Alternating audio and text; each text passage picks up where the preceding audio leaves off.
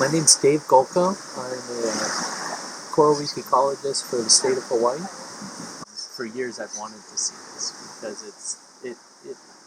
it's easily one of the top in-water nurseries in the world, if not the top, in my opinion.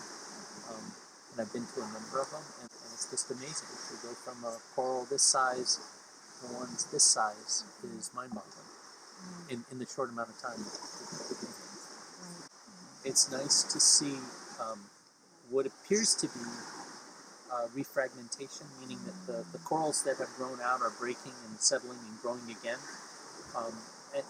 And the diversity of fish that you see around the outplanted corals versus the areas without the outplanted corals clearly demonstrates the need to do this sort of thing and how beneficial it is for the entire ecosystem. It's not just coral, it's everything that comes with the coral once you put it out there.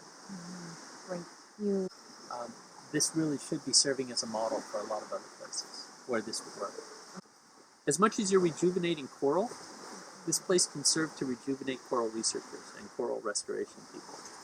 Because what you're learning here is it's not just the coral, it's the people that are doing the coral and how they're doing the coral and the support they get from the community and vice versa.